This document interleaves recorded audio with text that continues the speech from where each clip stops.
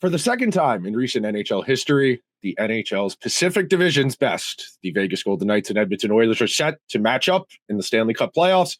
Will it be this different this time around, or will Vegas prevail again?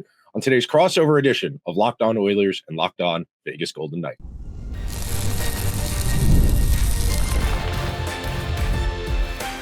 You are Locked On Oilers, your daily podcast on the Edmonton Oilers, part of the Locked On Podcast Network, your team every day. Hello, everyone, and welcome to this crossover edition of Locked On Oilers and Locked On Golden Knights. I am Nick Soares, the host of Locked On Oilers. That is Chris Golick, the host of Locked On Golden Knights, and we want to thank everyone that is making our shows their first listen of the day. Both of our shows are part of the Locked On Podcast Network, your team every day. Today's episode is brought to you by our friends over at Gametime. Download the Gametime app, create an account, and use code LOCKEDONNHL for $20 off your first purchase. So we have both survived testy first round series that maybe went a little more competitive than we'd expected. But after that barn burner of a series against the Wild, how are you feeling? Listen, I think a lot of people, including present company and a lot of people in Vegas, didn't expect the Wild to be as strong as they were. And I think a lot of people forgot around the 40 game mark, the Wild were among the league's best teams. Wild had a lot of injuries, of course. Kaprizov goes down. Eriksson Ek missed a lot of time, and they got good at the end. They got healthy at the end of the season. They came in with, four lines rolling, so to speak, as far as health goes. And they put up a great battle. Full credit to the Minnesota Wild. I think if they're a little better coached and had a little more depth, I think that series goes the other way. But credit Stanley Cup champion Coach Cassidy for being able to outcoach Hines when it mattered the most. And the one other question I had off of that, how would you say the expectations for what Vegas consistently is now play into the perception of them in the regular season versus the playoffs? Because we saw the Panthers more or less, I wouldn't say phone in the second half of the regular season, but their expectation is we're going to go far in the playoffs. It doesn't really matter where our seeding is. Do you think Vegas being consistently as good as they've been since their inception has kind of made the regular season a formality, or do you feel like this year was a little bit different in that respect? I don't think it's a formality, but I do think with the leadership on this team, with the Stanley Cup pedigree behind the bench and on the ice, I think everyone knows and understands what it takes to just starting by winning a single playoff game. It is so different than a regular season game. And then, of course, you parlay that to winning a series, then another series, and what it takes to lift a Stanley Cup. Minnesota, I don't know if there was any of that experience on the Minnesota Wild, or not much if there was. And you have a coach who unfortunately has never made it out of the first round in his 12-year coaching career or something like that. So is it a formality, the regular season? I don't know if I get that vibe from watching the press conferences and everything. Coach Cassidy does take it very seriously, and the team, especially Mark Stone, when he's out there doing post-game pressers, he definitely shows the importance of the regular season, but it's a much different animal completely once the playoffs start. And the Golden Knights know, and more importantly, respect that. Yeah. It's a real interesting conundrum because the Oilers really dealt with this down the backstretch where they had guys who had a bunch of nagging injuries. McDavid, Draisaitl, Hyman, Jake Wallman, Stuart Skinner, all missed games down the stretch. And the Oilers kind of made the active decision of sitting them for most of the month of April until we got to the playoffs, and hoping that rest would kind of serve them better than trying to belabor through difficult injuries or just nagging injuries for that matter. And it kind of worked because you go back and watch the first two games of the Oilers-Kings series. They got better. They got significantly better as it went along. And you could tell that was a team that was really trying to shake off the rust. Yeah, 100%. I mean, watching the Kings-Oilers series, everyone after the first two games, Oilers are done, Oilers are toast. And I'm like, guys, just relax for a second. Same feeling in Vegas after game one, right? Golden Knights did a good number on the Wild. I mean, it was a close game, but everyone, Vegas in 5, Vegas is going to sweep them. And then, of course, that series got a little interesting. Listen, the Oilers are a great team, and I've made it very clear my perspectives on Connor McDavid, best player in the world. Leon Draisaitl is probably among the best 4 players in the world. I've always enjoyed watching the Oilers, always enjoyed watching McDavid. In that series, you just knew Oilers weren't getting swept that series. It wasn't going to be a 3-1, deficit in that series against the Oilers. You knew that series would get better. And I mean, Evander Kane, I think that's another player that's going to wind up being a major X factor as we kind of navigate through this show. I'm sure his name's going to come up a lot, but Evander Kane getting healthier and healthier game by game. And then I just can't wait to watch another up to seven games, I should say, of Corey Perry and Evander Kane on the same team. That makes for some great theater. The Oilers are definitely not winning any friendship contests, if that's what we're going for. Between them, Trent Frederick, they've definitely upped their... How's Draisaitl's wrist these days?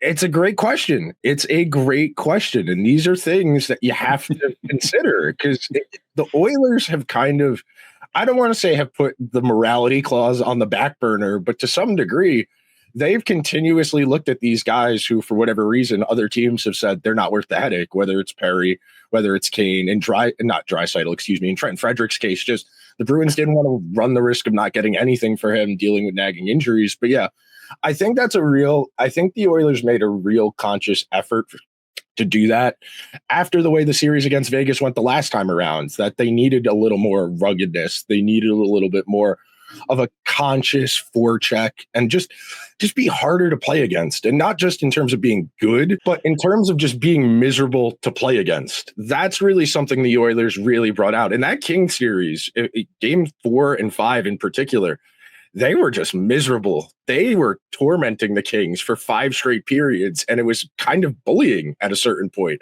how much they were on the Kings for that. And that's what makes it fun. I mean, listen, it's playoff hockey, all right? It's violence. It's a lot of buzzwords we should probably be careful about, but it's brutality. It's war of attrition. I mean, it's everything that playoff hockey is meant to be. It's not regular season hockey. Players are trying to hurt each other within the rules of the game. Of course, we're going to go back to Pietrangelo and that wicked, not appropriate by any means, slash on Draisaitl. That was game 5 last time these two teams met. And Draisaitl hasn't forgotten that. I remember the handshake line.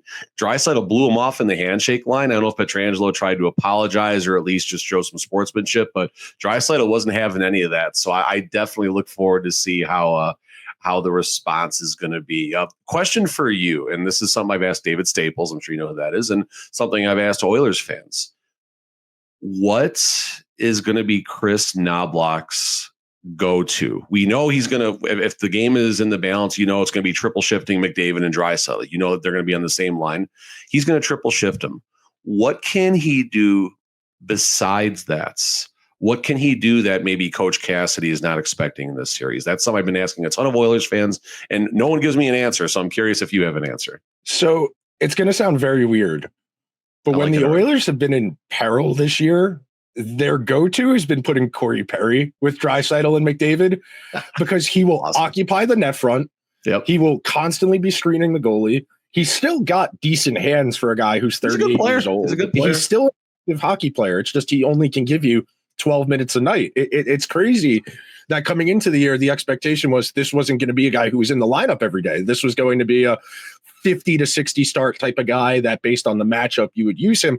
He had the 4th most goals of any forward on the team this year. He was an essential component. And in the playoffs, it hasn't been Hyman who's been getting that spot when they've been triple shifting. It's been Corey Perry. When they've been in 6-on-5 situations with the net empty, it's been Corey Perry at the net front, and it's worked. It's really remarkable. And it's really interesting to watch a guy like that who won a Hart Trophy, 50-goal scorer, find a way to stay functional and stay useful. I mean, there's a reason he's bounced around from Tampa to Montreal, Dallas, and the Oilers now in Chicago, because he still has components to his game that are effective. It's crazy that that's kind of Knobloch's emergency play, is a 38-year-old who can't really skate, but it's worked.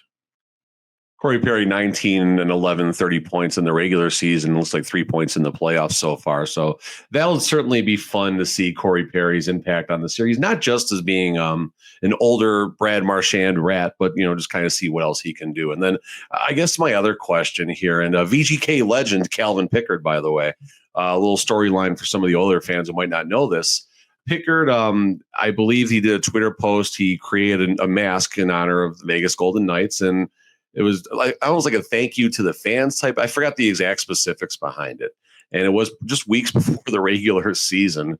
And all of a sudden, Pickard gets traded and Malcolm Subban winds up being the backup. So maybe this is a Calvin Pickard revenge tour coming up. But on that subject for Calvin Pickard, and again, I know Stuart Skinner is still there. We talked offline. Skinner might make an appearance this year. We don't know exactly how it's going to shake out. But if Pickard's the man the entire series, what is your comfort level and the Oilers fans' comfort level of a Calvin Pickard led team in the cage winning a playoff round and advancing past the Vegas Golden Knights? So the answer is you really hope, you really pray, you sit on your hands, you bite. So you have nails. No confidence. Understood. Keep going now. It is entirely dependent on what's in front of him. You know, the way I've described the Oilers' recipe for success is if their goalie needs to be the guy for them in a game, they're not winning that game. It's just Pickard is a career backup. He doesn't have extensive starting experience. Before last year, the 2 games against the Canucks, he had never played in a playoff game before. And this is a journeyman. This is someone who's in their early 30s who just doesn't have a lot of NHL experience. And then Skinner's playing like 870 goalie. So neither one is going to inspire a whole lot of confidence. The one thing I'll give Pickard is he's a little better about that second chance, about getting back in position as far as rebound control. Because Skinner is not a great athlete. He's the type of goalie who has to kind of rock his body to kind of build momentum to jerk to go post to post. So he really has trouble getting reset and refinding his angle. And that's the one thing I will give Pickard over Skinner is he's a little bit better about staying square and not overcommitting to that initial shot. And you give him a chance to win. That's the biggest thing. If you just close your eyes and pretend it's not Calvin Pickard and you just look at the stat line, that's fine. If they get 895 to 905 goaltending, that's good enough. That's really all they need. They don't even need good goaltending. If they get passable goaltending, that's enough for them. 100%. It'll be interesting to see how that shakes out on the Golden Knights side. Adin Hill hasn't been his best postseason. He came in, I think, as a career 9.32 save percentage in the playoffs. And first round, definitely not as friendly, 8.80, but Adin got better as the playoffs progressed. So I've always said, give me the best goalie and the best coach in a series, and I'll build it out from there as far as handicapping goes. I do think both of those notches go to the Golden Knights, but of course, there's a lot of other reasons that the Oilers can win this series. We are going to take our first break on today's show. And when we come back, we're going to dive into some of the individual players you're going to need to know for this Oilers and Golden Knights series right after this. Do you ever check your bank account and wonder, where'd all my money go? Between dining out, online shopping, and entertainment, it's really easy to lose track. That's where Monarch Money comes in as your personal CFO, giving you full visibility and control over your finances. Monarch Money isn't just a budgeting app, it's a complete financial command center. You can track all of your accounts, investments, and spending in one place so you stop managing your money and start building wealth. Hand up, I'm guilty. I spend a little too much on takeout. I got to start meal prepping. And one of the things that Monarch did is help me set up a budget for the month to better manage my finances. Managing your money is easier than ever because you can check your finances, track spending, and even set up long-term financial goals. Take control of your finances with Monarch Money. Use code LOCKEDONNHL at monarchmoney.com for 50% off your first year. That's monarchmoney.com, code LOCKEDONNHL for half off your first year's subscription. Thank you to everyone who is hanging out with Chris and I on this crossover edition of Locked On Oilers and Locked On Golden Knights. So coming into the playoffs, Chris, I don't know if this came across your desk or not, but I picked Vegas to win the whole thing. I have been very adamant since I picked Colorado. Oops. I've been very adamant since the last time the Oilers and Vegas played that 1-0 game that was a rock fight of all rock fights. That was up that game. If Vegas can play defense to that degree against the Oilers, they can stop anyone. What would you say has been kind of their secret sauce as far as player development? Because I think about guys like Brett Howden and Pavel Dorofeyev, who have had track records with other places and not really done a whole lot. And Dorofeyev's a 30-goal guy, and Brett Howden consistently scores important goals for them. What allows Vegas to find these guys in terms of pro personnel, and then they get stuff out of them too? It's not just auditioning, it's actively making them better. Brett Howden was a very bizarre circumstance in a very positive manner. Brett Howden, 23 goals, I believe, this past regular season, combined 23 goals in the previous 3 regular seasons. So definitely a big breakout for Howden. Golden Knights locked him up on the cheap. I think 3.5 AAV for 4 or 5 seasons. I think Howden certainly signed that extension at the wrong time. If he would have waited until now or tested free agency, we're talking someone who might have gotten 4 times 5, 5 times 4, something like that. So McCrimmon, a wizard as far as about everything he does, being a general manager. You mentioned Pavel Dorofeev. Dorofeev is very bizarre. So Dorofeev came from the KHL and spent a few seasons with the Silver Knights, the Golden Knights AHL affiliate. So the interesting thing was kind of watching him. You saw his scoring touch. You saw what he could possibly do.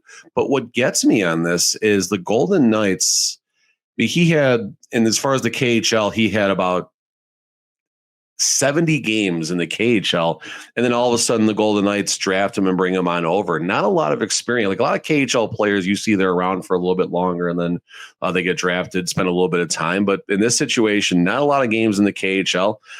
Plays basically 3 full seasons with the Henderson Silver Knights, and you just saw this amazing scoring touch. As far as other players that you mentioned development goes, Zach Whitecloud, Nicholas Haig, both developed somewhat through the American League. Keegan Colasar, same thing. So there's this perception that the Golden Knights don't, and Logan Thompson, of course, he's with the Capitals now.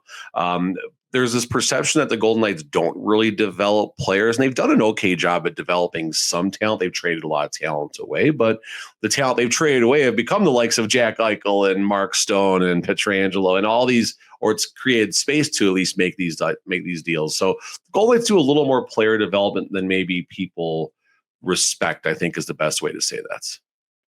How would you say they've made up for the departures of guys like Chandler Stevenson and Jonathan Marchessault? Or has that kind of been a piecemeal, everybody plays a little bit better and that kind of makes up the deficit? 30 goals for Dorofeev and 23 goals for Brett Howden. We'll start right there. So the biggest departures, of course, on the offensive side was Stevenson and Marchessault. Marchessault had a 40-goal year.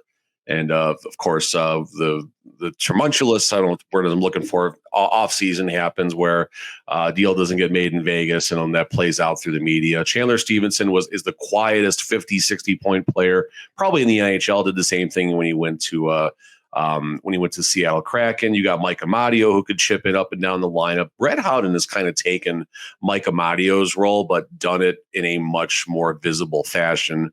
Howden's been kind of on that 4th line, but he can play top line center in a pinch if they need him to, or second line left wing. He can kill penalties if they even needed to put him out there in the power play. He's certainly kind of that Swiss Army knife. Back to Dorofeev now. Dorofeev had a goal in the opening game of the playoffs. So it was basically an empty netter. So Golden Knights win a face-off on the power play. Shea Theodore just fakes everybody out of their skates, so to speak, makes a pass. Dorofeev has the entire cage to shoot at. Dorofeev led the Golden Knights in shooting, even though he missed the last game due to injury. But Dorofeev only had 1 goal, is where I'm ultimately going with this here. So yes, the regular season version of Dorofeev replaced a lot of what the Golden Knights lost in Jonathan Marchessault, but now there's questions. Can Dorofeev elevate his game for the playoffs? You got Victor Olofsson, who took his place in the lineup, been around a little bit longer, and very similar players, maybe even a little better scoring touch for Olofsson, who I believe had a point in Game 6 against the Wild. And as far as thinking Oilers and Golden Knights and matching up, the one thing that always frustrates me when the Oilers have to play Vegas is it's impossible to break them down defensively. And Cassidy's teams at Boston, Cassidy's teams at Boston were always amongst the best in the league defensively. And even still, I know you're joking a little bit here. No, I'm not. I'll give you something in a second, but keep going. Okay, I got you. But the thing that has frustrated me when these two teams have played is they can't break them down. And some of that is an Oilers' unwillingness to just drive the net and push. And one area I do think, as we mentioned Corey Perry before, he's one of the few guys who's willing to do it. Evander Kane hasn't played a lot in the games he's played, but his minutes have incrementally gone up with each game. And then on top of those meaningful shifts too out of him. You're getting meaningful shifts out of him. And that's the thing, man, because even if he's only giving you 12, 13 minutes, same thing with Corey Perry, same thing with Trent Frederick, the Oilers run a very aggressive minute split where Leon and Connor are going to push 25, 26 a night. And then they have 4 or 5 forwards who are playing like 12 minutes a night. And it's really worrisome the longer you go on in the playoffs running a bench like that, especially considering they just went to Game 7 of the Stanley Cup Final last June. So there's a lot of miles on the odometer that just keep accumulating. And you worry about overrunning it, especially against a team like Vegas that's patient. You know, Vegas will outlast you in a rock fight, especially when you look at the Oilers defense. You mentioned the miles and everything on the Oilers. Very famously, it came out McDavid in tears after they lost Game 7. I think any miles on the odometer, that's the fuel. McDavid's, this isn't a knock, but McDavid's tears in the gasoline, in the fuel tank, erase all those odometers. I think there certainly is, and again, that's not a knock on McDavid. Oilers fans, don't think that's what I'm doing right now, but that is going to fuel the Oilers' desire to make this an incredible series. It's going to be a ton of fun, and I want to see what McDavid's will and desire is on this series beyond his skill. So I was kind of joking about the defense earlier. Alex Pietrangelo is a major wild card question mark of this series. Anyone that watched the last round, watched Kirill Kaprizov and more importantly, Matt Boldy just do circles around the entire Golden Knights defense. Last couple games, Matt Boldy he just basically made Alex Pietrangelo become a turnstile. It was a terrible defensive play a few different times from Pietrangelo, where Boldy just went right around him. Pietrangelo was a passenger on some key goals in the series as well. The positive now, Pietrangelo's been injured. He sat out the Four Nations to deal with a quote-unquote ailment.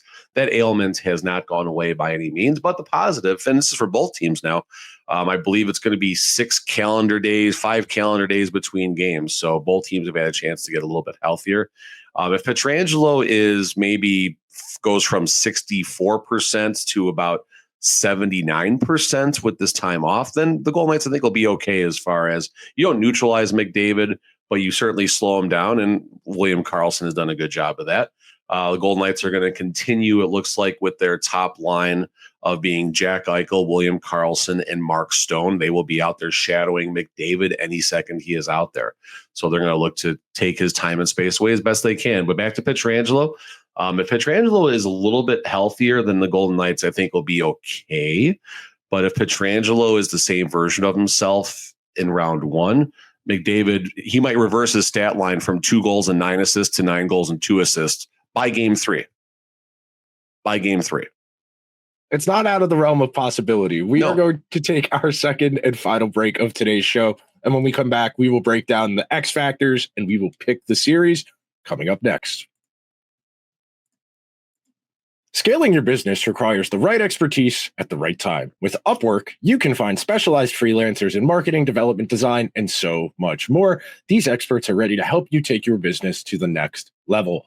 Upwork gives businesses flexibility by connecting them with top freelance talent across multiple industries, including IT, AI, web development, and marketing. Whether you need extra hands for a project or a long-term partner, Upwork makes hiring simple and affordable. If you need help with a marketing campaign, Upwork can connect you with a freelance expert who has a proven track record of deliverable results. Posting a job is free and simple, and within a day, multiple qualified candidates to choose from. Instead of hiring full-time, Upwork helps find affordable, top-tier freelancers to scale business efficiently. Visit Upwork.com right now and post your job for free. That's UPWORK.com. Upwork.com to connect with top talent and grow your business today. Thank you to everyone who is hanging out on this crossover edition of Locked On Oilers and Locked On Golden Knights with Chris and I. Okay, Chris, if I want you to finish this sentence, the Vegas Golden Knights will win this series if. The Vegas Golden Knights will win this series if their depth can chip in. You're going to see a lot of Eichel, McDavid, Draisaitl, William Karlsson, Mark Stone on the ice at the same time. You're going to need the Brett Howdens. You're going to need the Nicholas Waz. You're going to need someone like a Brandon Saad to definitely chip in. I won't say the goaltending because the Golden Knights goaltending is a product of the defense in front of them. I'm not saying Adin Hill's not a great goaltender. Adin Hill is a wonderful playoff goaltender, very solid regular season goaltender, but Adin Hill does have that ability to steal a game, but you don't see it maybe as much as you would like to. So Golden Knights win the series if their depth can contribute, and if, of course, they can do the impossible and slow down Connor McDavid. Same question to you. Go ahead. Same question to you.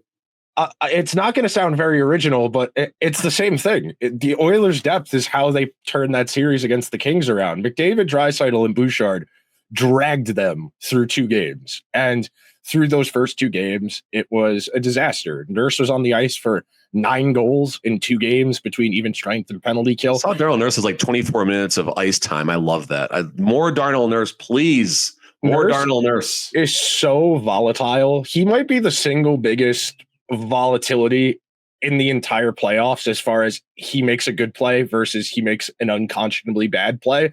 And you don't know what you're going to get anytime he touches the puck. It is the most surreal whirlwind of emotions. But as far as the Oilers and their depth, that's how they pulled away in Game 5 and Game 6. You got 1 point from McDavid. You got 2 assists from McDavid, 1 point from Draisaitl.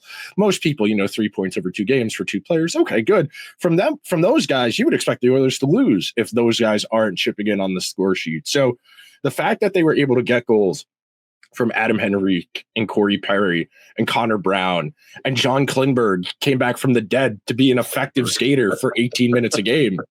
That type of depth, it really made the difference that longer that series went on, because the Kings were running a short bench. They were playing guys 7-8 minutes on their 4th line, and their 3rd defensive pair was getting maybe 9-10 minutes. So the longer that series went on, the more the Oilers' depth started to work.